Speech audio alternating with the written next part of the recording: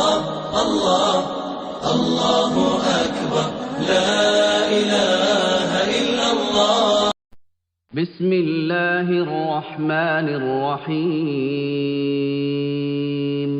Islamic ज़रूरी मालूमात आप तक पहुंचाने की हमारी एक छोटी सी कोशिश, अगर आपको पसंद आ जाए तो इस मालूमात को दूसरों को शेयर करें और हमारे चैनल को सब्सक्राइब करें।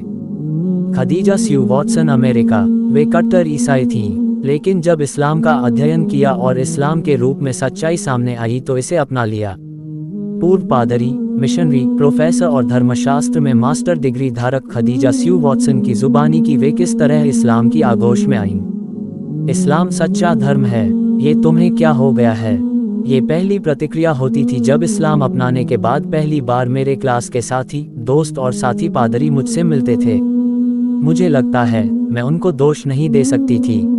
धर्म बदलने की वजह से मैं उनके लिए सबसे ज्यादा नापसंदीदा बन गई थी। पहले मैं प्रोफेसर, पादरी, चर्च प्लांटर और मिशनरी थी। धर्म के मामले में मैं बेहद कट्टर थी। बात तब की है जब मैंने पादरियों की एक विशेष शिक्षण संस्था से ग्रेजुएशन के बाद धर्मशास्त्र में मास्टर डिग्री ली ही थी। इसके 6 महीने बाद ही मेरी मुलाकात एक महिला से हुई जो सऊदी अरब में काम करती थी और वह इस्लाम अपना चुकी थी। मैंने उस महिला से जाना कि इस्लाम में महिलाओं को किस तरह की हैसियत और अधिकार दिए गए हैं। उसका जवाब जानकर मुझे बेहद हैरत हुई।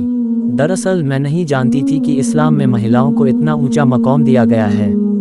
मैंने उससे अगला सवाल अल्लाह और मोहम्मद सल्लल्लाहु अलैहि वसल्लम से संबंधित पूछा। उसने मुझे बताया कि वह मुझे इस्लामिक सेंटर ले जाएगी ताकि वहां मेरे सवाल का बेहतर जवाब मिल सके। जब मैं ईसाई थी तब प्रार्थना के दौरान हम जीसस से बुरी ताकतों और शैतान से हिफाजत करने की प्रार्थना करते थे। हमें यही बताया गया था कि इस्लाम शैतान का धर्म है।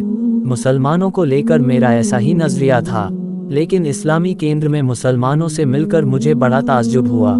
उनका अंदाज और व्यवहार सीधा व सरल था, कोई बनावटीपन नहीं, ना किसी तरह का भय और परेशानी का दिखावा, ना कोई मनोवैज्ञानिक चालाकी और ना ही किसी तरह का अचेतन प्रभाव डालने की कोशिश। उन लोगों में ऐसा कुछ देखने को नहीं मिला, बल्कि उन्होंने कहा आप घर पर बाइबल के अध्ययन के साथ साथ कुरान का अध्ययन भी करें। मुझे तो इनके इस तरह के व्यवहार पर बेहद आश्चर्य हुआ। उन्होंने मुझे कुछ किताबें दी और कहा कि अगर इनको पढ़ने के बाद उनके दिमाग में किसी तरह के सवाल उठते हैं तो उनसे जवाब जाना जा सकता है। मैंने पहली बार इस्लाम पर किसी मुस्लिम की लिखी किताब पढ़ी थी। इससे पहले मैंने इस्लाम पर ईसाइयों द्वारा लिखित किताबें ही पढ़ी थीं। अगले दिन मैं फिर से इस्लामी केंद्र गई और वहां मैंने कई सवाल पूछते हुए करीब 3 घंटे गुजारे, और फिर मैं हफ्ते में एक बार इस्लामी केंद्र जाने लगी। इस तरह मैंने इस्लाम से जुड़ी तकरीबन 12 किताबें पढ़ डाली। इन किताबों का अध्ययन करने पर मुझे समझ में आया कि मुसलमानों को ईसाईयत की तरफ लाने के मामले में ही सबसे ज्यादा मेहनत क्यों करनी पड़ती है। आखिर मुसलमान धर्म बदलने के मामले में इतने कठोर क्यों हैं? क्या आप जानना चाहते हैं? वे ऐसे क्यों हैं? क्योंकि उनको ऑफर करने के लिए कुछ होता ही नहीं। क्योंकि मुसलमान सीधे अल्लाह से जुड़ाव रखते हैं, जो गुनाहों को माफ करने वाला है, जिसका वादा है परलोक का अनंत सुख और कामयाबी देने का। इस्लाम को समझने के दौरान स्वाभाविक रूप से मेरा पहला सवाल यही था कि अल्लाह का अस्तित्व किस रूप में है जिसकी मुसलमान इबादत करते हैं।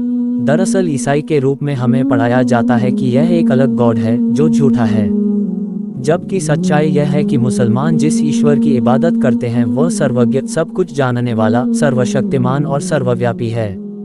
ये सिर्फ एक है और उसकी शक्तियों में उसका कोई साझी नहीं है और ना ही कोई उसके बराबर है।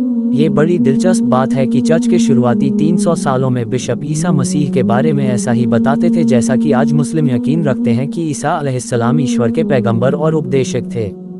सम्राट कॉन्स्टेंटीन ने ट्रिनिटी, ईश्वर को 3 रूपों में मानने की ईसाइयों की अवधारणा ईजाद की।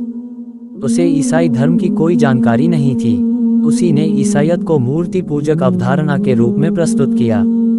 वक्त की कमी के कारण मैं इस विषय की गहराई में नहीं जा पाई हूँ, लेकिन इंशाअल्लाह मैं ये साबित करूंगी कि ट्रिनिटी बाइबल के कई अनुवादों में नहीं है और ना ही मूल ग्रीक और हिब्रू भाषा की बाइबल में यह अवधारणा पाई जाती है। मेरी दूसरी जिज्ञासा मोहम्मद सल्लल्लाहु अलैहि वसल्लम को लेकर थी। मोहम्मद सल्लल्लाहु अलैहि वसल्लम कौन है? मैंने जाना कि मुसलमान मोहम्मद सल्लल्लाहु अलैहि वसल्लम की इबादत नहीं करते जिस तरह की ईसाई ईसा मसीह की करते हैं।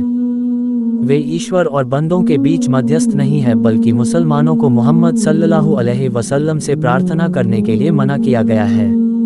मुसलमान तो अपनी इबादत में मोहम्मद सल्लल्लाहु अलैहि वसल्लम पर रहम और करम करने की अल्लाह से दुआ करते हैं, उसी तरह जिस तरह मुसलमान इब्राहीम अलैहिस्सलाम के लिए अल्लाह से दुआ करते हैं।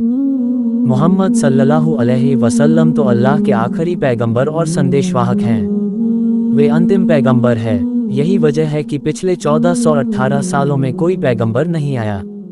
इनका मैसेज पूरी इंसानियत के लिए है, जबकि मूसा और ईसा अलैहिस्सलाम सिर्फ यहूदियों की तरफ भेजे गए पैगंबर थे।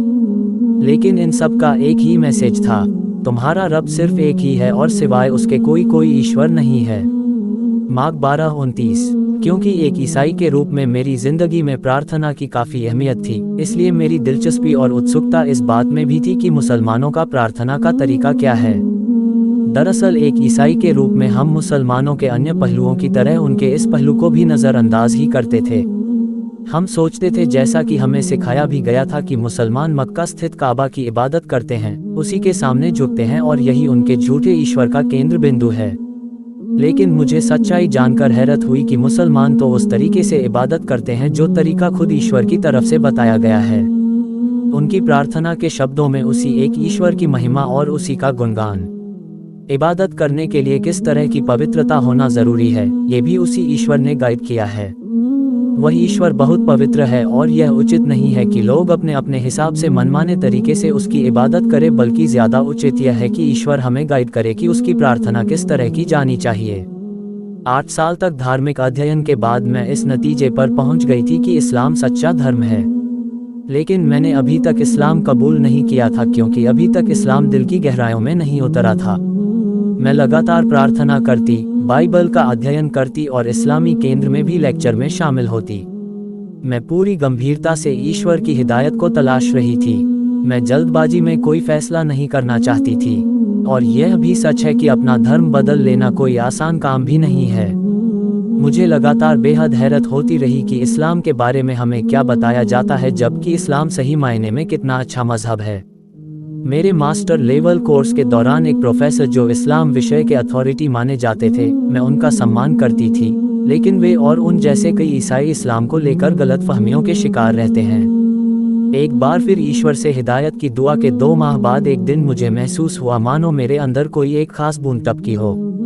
मैं उठ खड़ी हुई और यह पहला मौका था जब मैंने अल्लाह शब्द बोला। मैंने दुआ की, ऐ अल्लाह, मेरा यकीन है कि तू सिर्फ एक है और तू ही सच्चा गॉड है। उस दिन मैंने एक खास सुकून का एहसास किया और उस दिन इस्लाम अपनाने के बाद पिछले 4 सालों में मैंने इस्लाम अपनाने के अपने फैसले पर कभी खेद महसूस नहीं किया। इस्लाम अपनाने के बाद मुझे कई तरह के इम्तिहानों से गुजरना पड़ा। मुझे नौकरी से निकाल दिया गया। उस वक्त मैं 2 बाइबल कॉलेजों में पढ़ाती थी। मेरे पूर्व के क्लास के साथियों, प्रोफेसरों और मेरे साथी पादरियों ने मेरा बहिष्कार कर दिया। मेरे पति ने मुझे छोड़ दिया और मेरे अपने ही युवा बच्चे मुझे शक की नज़रों से देखने लगे। गवर्नमेंट ने मुझ पर संदेह किया। बिना मजबूत ईमान के किसी की वश की बात नहीं कि वह इस तरह की शैतानी ताकतों का मुकाबला कर सके। अल्लाह ही ने मुझे ये सब सहन करने की ताकत दी, वरना मेरे बूते की बात ना थी। अल्लाह का मुझ पर बहुत बड़ा एहसान है कि उसने मुझे मुस्लिम बनाया। अब मुस्लिम के रूप में ही जीना चाहती हूँ और मुस्लिम के रूप में मरना। कहो, मेरी नमाज और मेरी कुर्बानी और मेरा जीना और मेरा मरना सब अल्लाह के लिए है, जो सारे संसार का रब है। उसका कोई साझी नहीं है। मुझे तो इसी का आदेश मिला है और सबसे पहला मुस्लिम आज्ञाकारी मैं हूँ। कुरान 6:162-163। सिस्टर खदीजा वॉटसन अभी जद्दा स्थित एक दावत सेंटर में महिलाओं को पढ़ाने का काम कर रही हैं।